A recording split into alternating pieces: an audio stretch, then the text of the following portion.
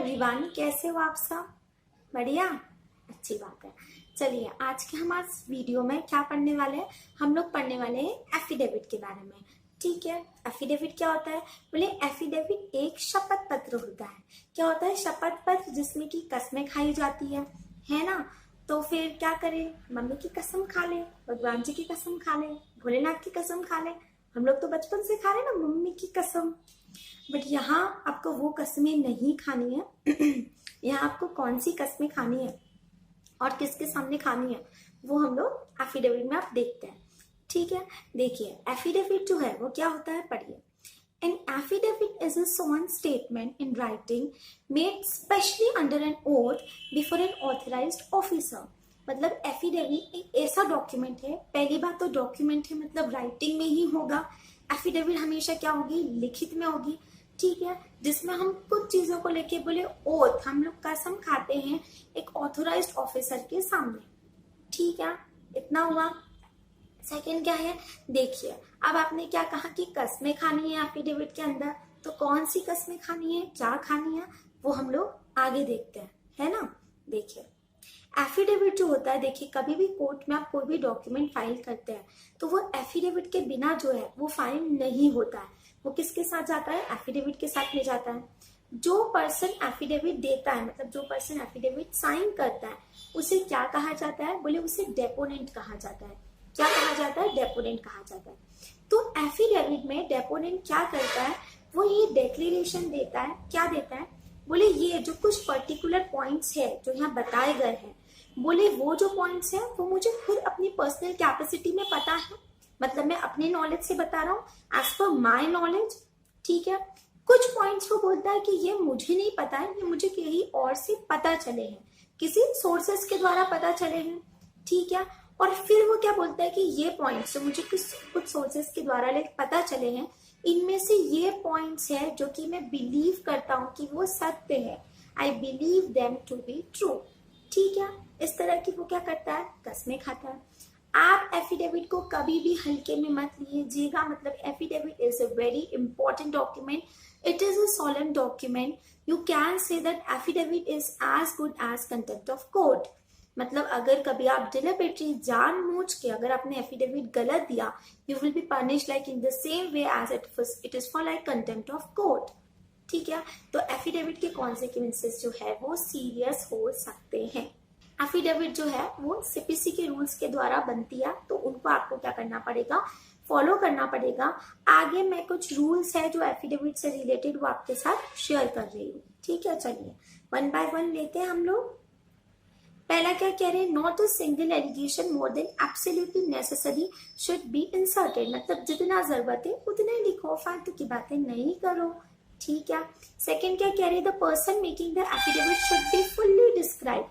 मतलब जो डेपोनेंट होता है, जो पर्सन साइन कर रहा है, उसको पूरी तरह प्रॉपरली डिस्क्राइब करे। क्यों? क्योंकि ताकि पता तो चले कि एक्चुअली एफिडेविट दिया किसने है। ठीक है, थर्ड क्या कह रहे हैं? एफिडेविट जो है वो हमेशा आई में बनेगा, मतलब वो फर्स्ट पर्सन में बनता है। क्यों?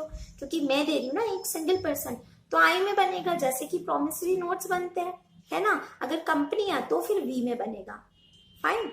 नेक्स्ट क्या कह रहे हैं? एफिडेविट जो है वो आप पैराग्राफ्स में लिखिए, कॉन्सिक्वेंटली नंबर्ड करिए, एंड एक सब्जेक्ट जो है वो एक पैरा में लिखिए। सिंपल सी चीजें, मतलब आपको पॉइंट में लिखना है। एक सब्जेक्ट को आप एक पॉइंट में लिखिए, अगर मैटर बड़ा है तो आप उसके सब पॉइंट्स कर दीजिए। ठीक है, नेक्स्ट क्या कह रही है कि एवरी पर्सन और प्लेस जो भी आप रेफर करते हैं एफिडेविट में, उसको पूरा प्रॉपरली अच्छी तरह से डिस्क्राइब कीजिए, ताकि एक्चुअली पता चले कि इस प्लेस के बारे में या इस पर्सन के बारे में क्या कर रहे हैं, बात करी जा रही है एफिडेविट के अंदर। ठीक है, नेक्स्ट जब आप एफिडेविट बोले शुरू करते हैं तो आपको ऐसे वर्ड्स लिखने होते हैं स्टार्टिंग में, आई अफर्म या फिर आई मेक ओथ एंड से। मैं कसम खाता हूं और मैं कहता हूं कि ये बातें मैं कहता हूं।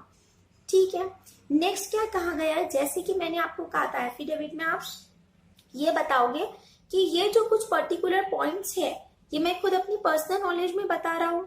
ठीक है, तो ऐसे जो पॉइंट्स होते हैं ना जो आप अपनी पर्सनल नॉलेज से बताते हो, उनको तो कोर्ट बहुत अच्छे से कंसिडर करता है। बट वो पॉइंट्स जो आप कहीं और से आपको पता चले, आप कहते हो ना as per the information receive by so and so, तो जब आपको किसी और से जो इन्फॉर्मेशन मिली है उसको क्या कह रहा है, कोर्ट इतनी ज्यादा से कंसिडर नहीं करता है, बट आपको अगर वो एफिडेविट में बताना है तो आप लिखेंगे कि ये इन्फॉर्मेशन मुझे वहां से मिली है, ये सोर्सेस से मिली है, एंड इनमें से कौन से पॉइंट्स है जो कि आप बिलीव करते हो एक्चुअली टू बी ट्रू। तो आपको उस सेंटेंस के आगे लिखना पड़ेगा कि I believe them to be true.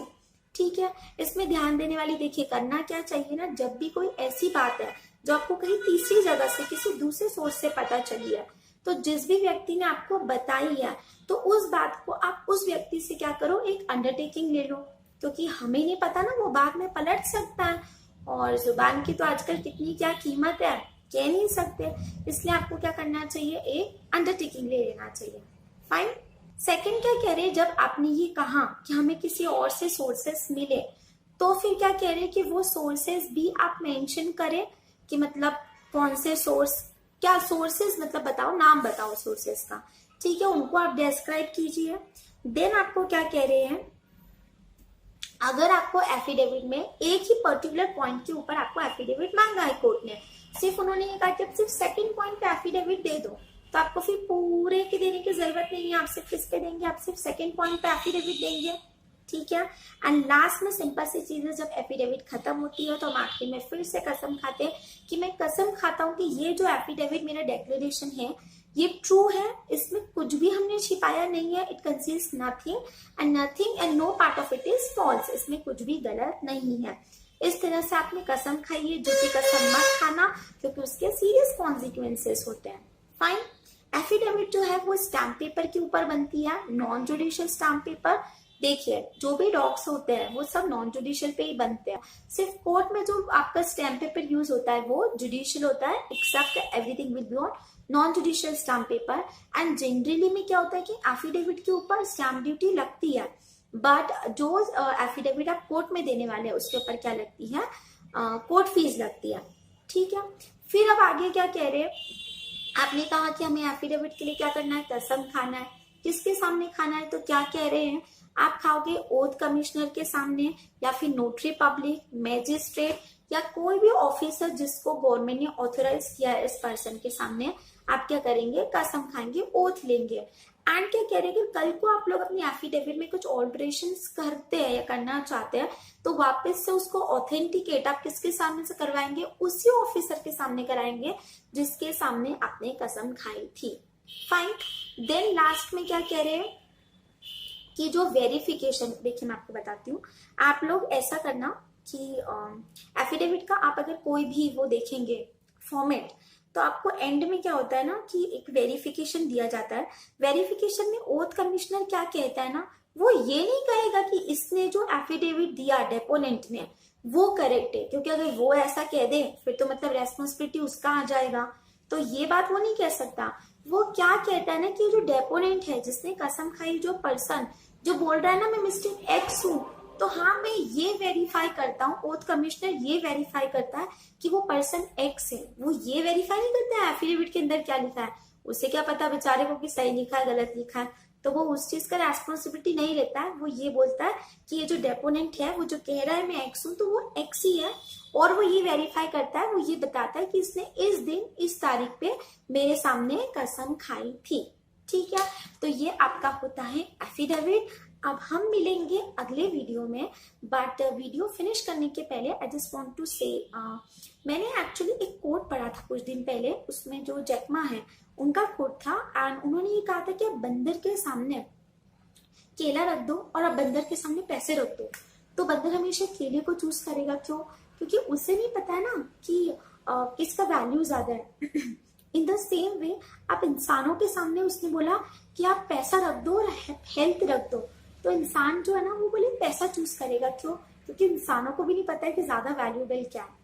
ठीक है, तो जस्ट बिलीव मी, मतलब एकदम फैक्ट है कि हमारी लाइफ में ना सबसे ज्यादा इम्पोर्टेंट हमारा लाइफ ही है, हमारा हेल्थ ही है।